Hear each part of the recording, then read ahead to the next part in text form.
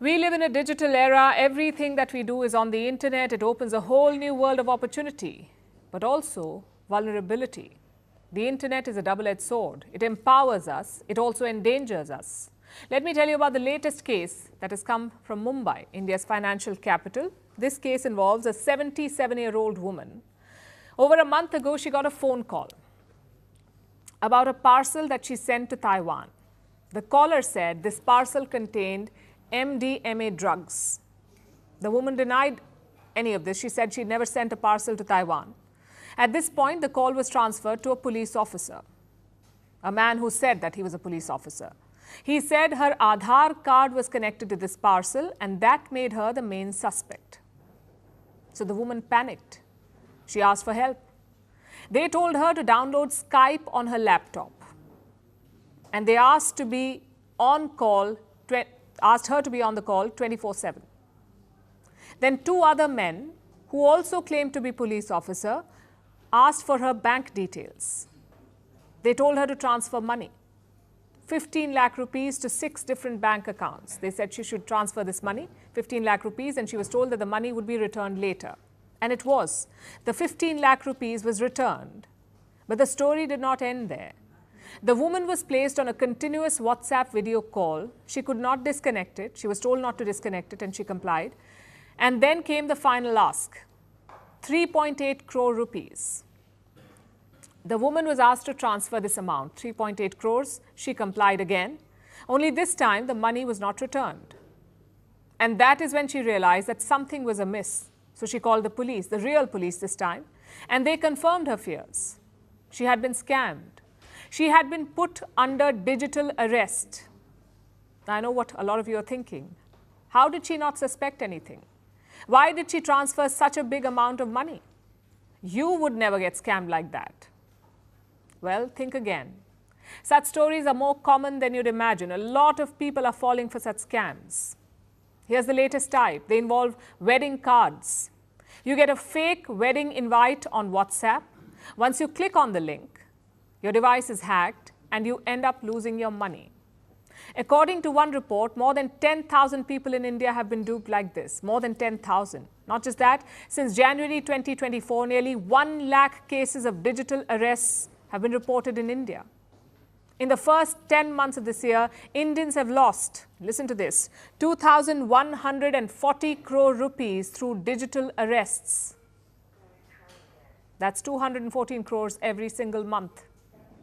And that's just the official figure. A lot of people don't even report such crimes. They're either ashamed or they think the police won't help anyway.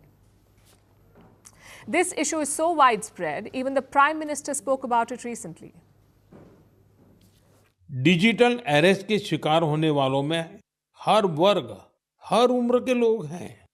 लोगों ने डर की वजह से अपनी मेहनत से कमाए हुए लाखों रुपए गंवा दिए हैं। कभी भी आपको इस तरह का कोई कॉल आए तो आपको डरना नहीं है। आपको पता होना चाहिए, कोई भी जांच एजेंसी फोन कॉल या वीडियो कॉल पर इस तरह पूछताछ कभी भी नहीं करती। So what exactly is a digital arrest? It's a deceptive tactic used by cyber criminals. They create a sense of panic and fear and use it to extort money. Here's how it works. The first step is to come up with a good story. The scam begins with an SMS or an email or even a WhatsApp message. It says that you are linked to some serious crime, financial embezzlement, drug trafficking, pornography, fraud. They use all kinds of excuses. Now, this sends the victim into a state of panic. Step number 2, the victim is already worried, so the scammers ask them to call on a specific number, which is mostly a video call, either through WhatsApp or Skype. On the other side are government officials, your police officers, your CBI agents, narcotics bureau officers. Of course, they're not real. The scammers are just impersonating them. But they go to great lengths to make the act believable. They wear official uniforms, they use government flags behind them, so people fall for it. Step number 3 is doubling down. These fake officials accuse the victim, they create an environment of fear. The victim, who's already worried, panics even more. That's when the scammers throw the bait. That is step number 4. They put the victim on a so-called digital arrest. It's basically a video call that does not end. You have to be on that call. So you are under surveillance 24/7. That's a digital arrest. Now, once the victim takes this bait, comes step number 5, intimidation tactics. Scammers say they will make the news public, that the victim will be arrested, and all of this limits a person's ability to really think clearly. And that is when the scammers go for the final step. They ask you for money, pay up and you can be free.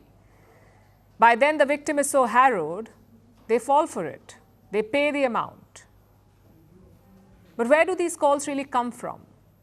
Mostly via a VPN or virtual private network, which makes it difficult to trace the source. Reports say 40% of these calls originate from Southeast Asia, from countries like Myanmar, Cambodia, and Laos. 40% of the calls can be retraced back to India. They are from local call centers in small towns. The money, once received, is transferred to overseas accounts, sometimes even to crypto accounts. Now, how do you ensure that you don't fall for something like this?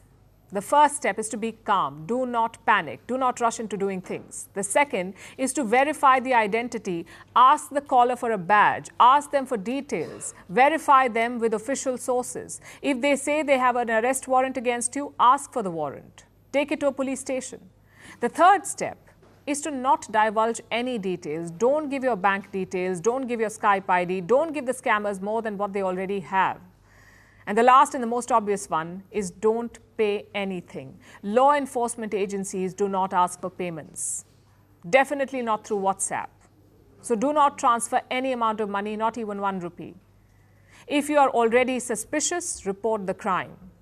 Also do remember, digital arrests are not a thing. They're not legal in India. They're not legal anywhere in the world for that matter. So don't believe anyone when they say they're putting you under digital arrest.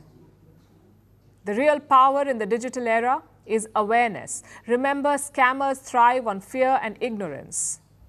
So knowledge is your best defense. Share this information. The more people know, the harder it will be for such scammers to succeed. Stay vigilant and do remember, always verify before you trust.